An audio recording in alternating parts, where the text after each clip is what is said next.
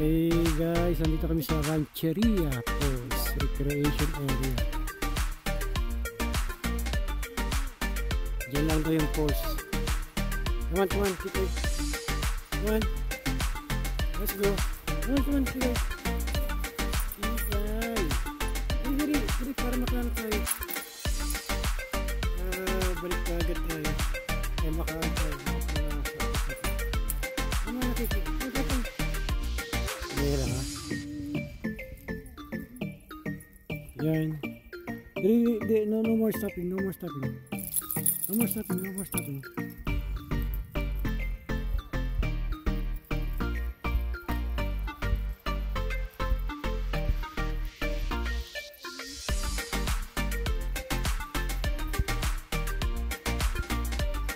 Ano ba meron ka pang katanda ka ng katanda.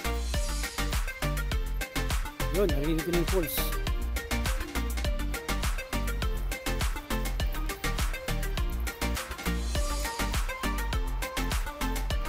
Go.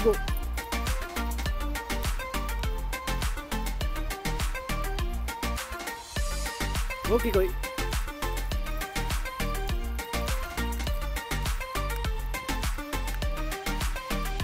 The benefits of fire. Basahin nyo na lang. Hey, tama na, Koy. Boreal Forest, may links daw rito. Okay, go.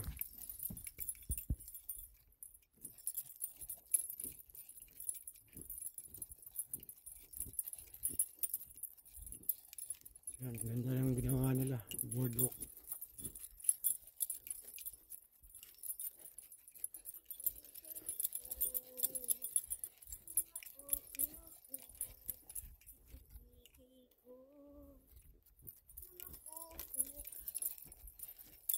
Sana malapit na.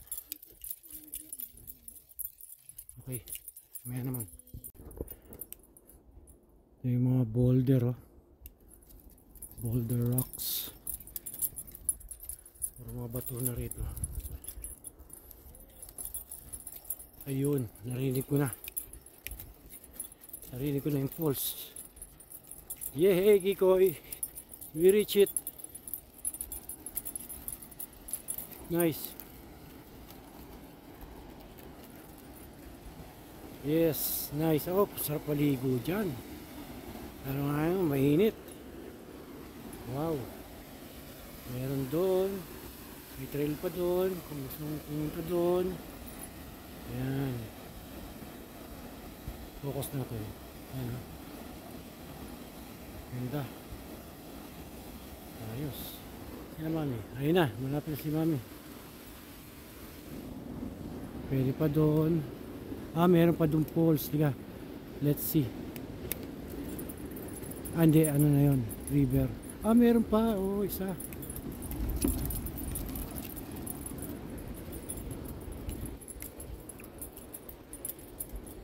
Meron pa doon.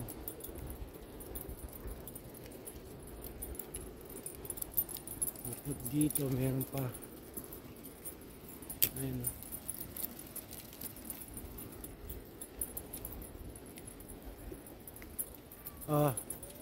Ano lang to, yung parang raging water.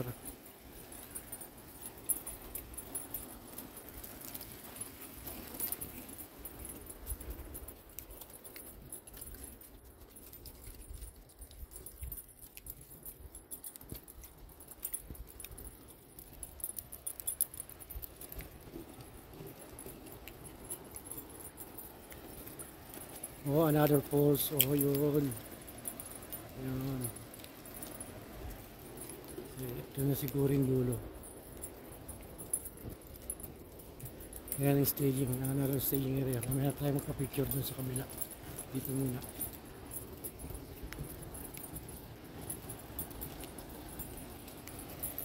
Ayun. Dalawa ang falls. Isa doon, isa rito. Ayan.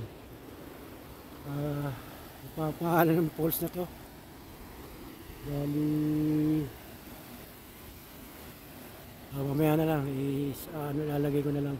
Oh, ganda rin magpa-picture pagka lumangoy kayo. Ayos na ayos. Okay guys.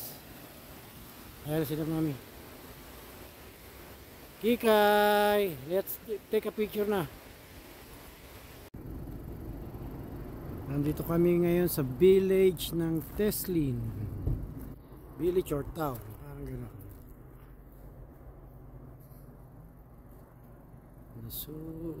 Nisutlin Trading Post. George Johnston Museum Heritage Park. Okay.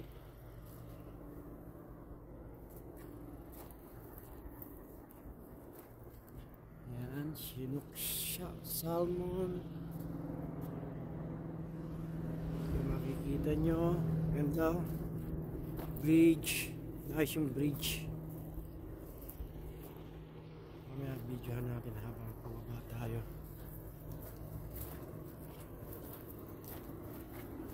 Dahil lang ha. Videohan ko lang ito.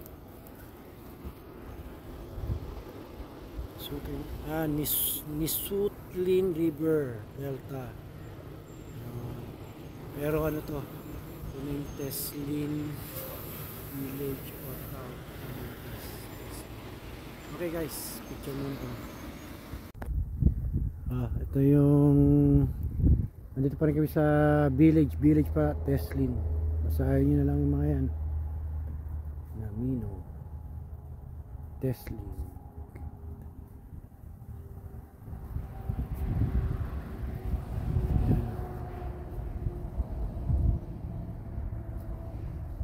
Ganda ng bundok ko. Pa-picture mo. Okay. Ayan, nandito kami sa Johnson Crossing Park or rest area. Mga lumang sasakyan, ginawang ano.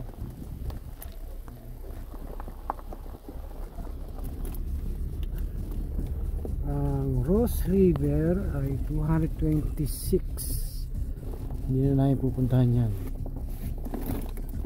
Lapi River Bridge 209 kilometer. Masyadong hindi na. Pinunta lang namin kung ano meron dito. Truck na nakaparada tsaka loader.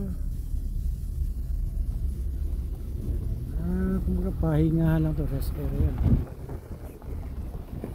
Yung mga lumang sa akin ginawang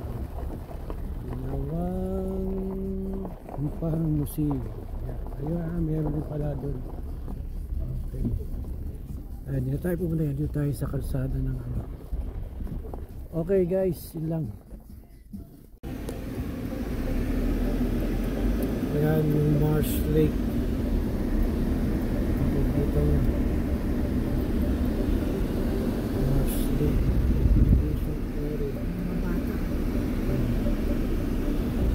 Camping, overnight parking.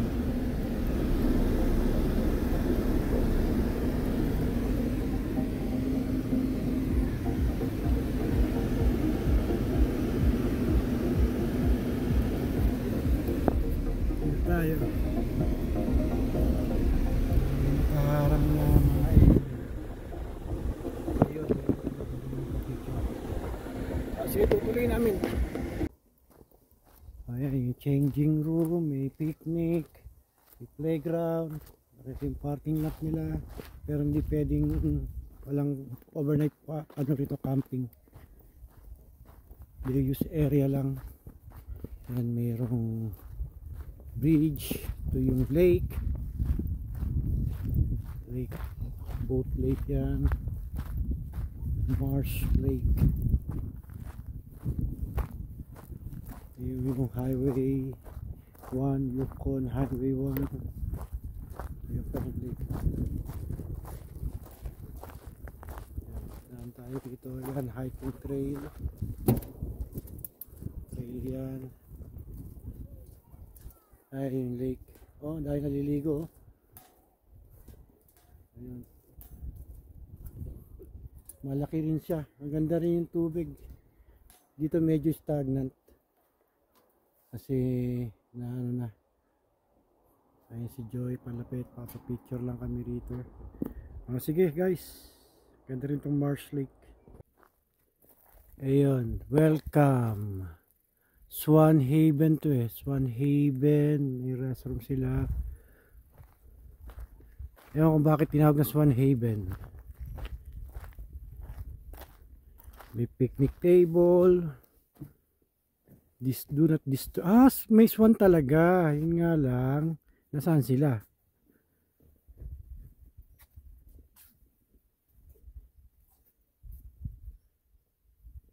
Yan, ganda oh. May swan talaga. Di lang alam kung ano. Sabi nila, do not disturb. Okay.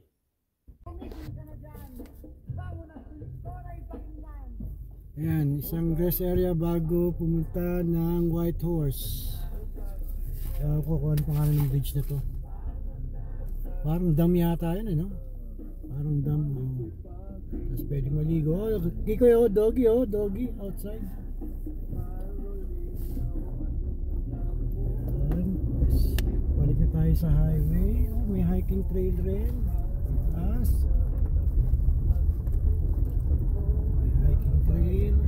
Tapos mountain, I think mayroon ring lake rin dito, yung Marsh Lake pa rin.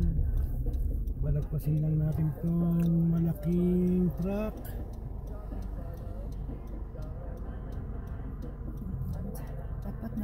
Maganda yung Marsh Lake, maraming bahay.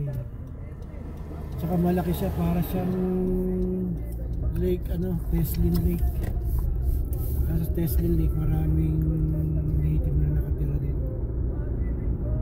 Dito, grabe, puti kasi lapit sa White Horse City ko 30 minutes away. 20 minutes away. Sige na, 20 minutes away.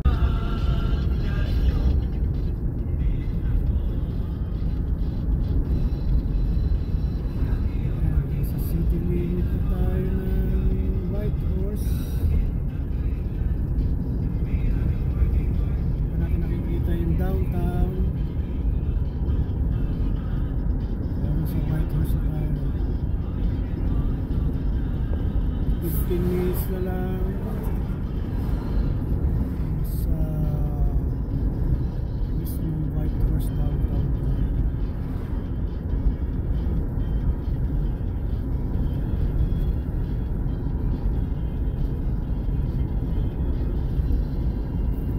Yan, welcome to White Horse. Puting Kabayo, capital of the Yukon. Kabayo, parang si Richie Di Rossi, pero hindi siya puti.